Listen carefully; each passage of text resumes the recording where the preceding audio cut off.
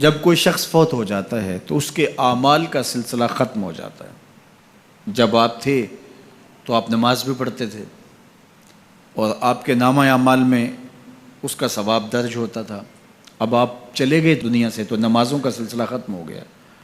आप सदका देते थे, उसका सवाब आपको दिया जाता था, अब आप नहीं दे सकते।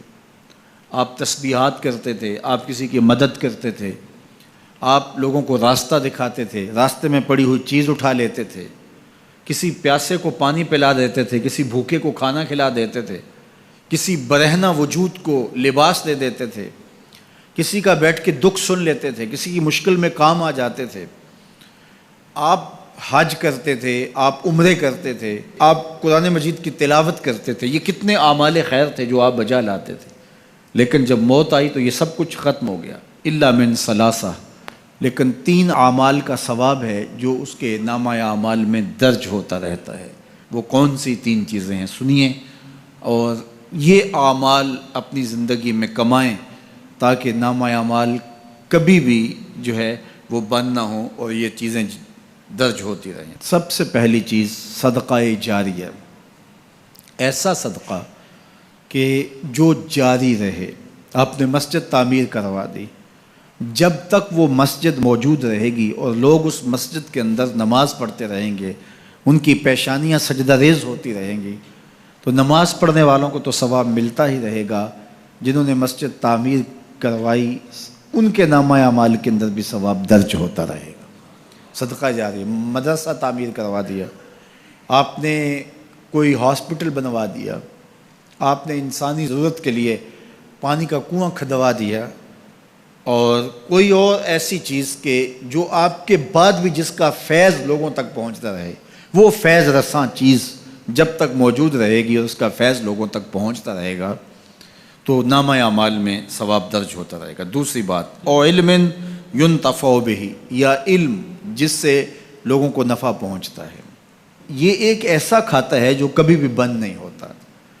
आज मैं अगर हुज़ूर अलैहिस्सलाम के फ़रामीन आपके सामने रख रहा हूँ और आप इसको सुन रहे हैं और अल्लाह तौफ़ीक़ अमल भी नसीब फरमाए, तो मुझे बताइए, मुझे तो इसका सवाब हो ही रहा है।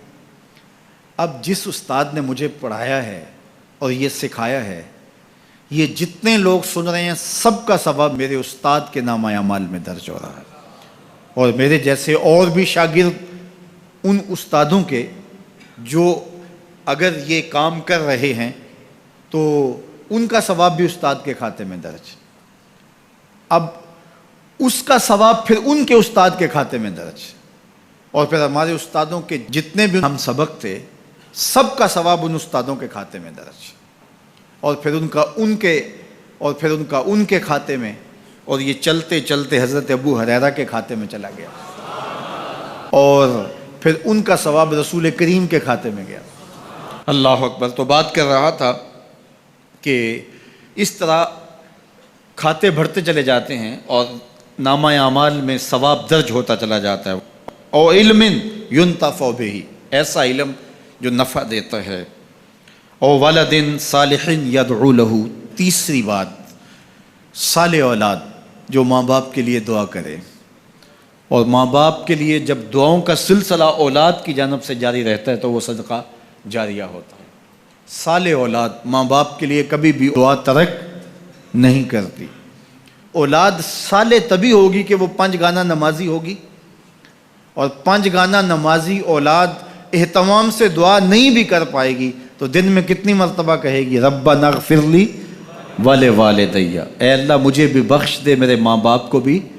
एक शख्स के 2 बेटे हैं, 3 बेटियां हैं, 3 बेटे हैं, 4 बेटियां हैं, और वो नमाजी हैं और रोज़ कहते हैं रब्बना ग़फ़िरली वले वालिदैया।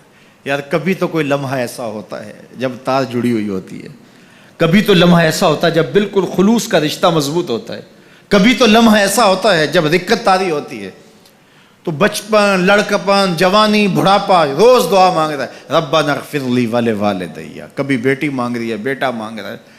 तो साले औलाद की दुआएं माँ बाप के दर्जों की बुलंदी का ज़रिया है। तो 3 चीज़ें इरशाद फरमाया कि ये मुनक़ते नहीं होती, सदका जारिया, इल्म नाफ़े और साले औलाद। अल्लाह हमें सदका जारिया की तौफ़ीक भी दे और अल्लाह हमें इल्म नाफ़े सीखने और इल्म नाफ़े आगे मुंतकिल करने की तौफ़ीक भी दे।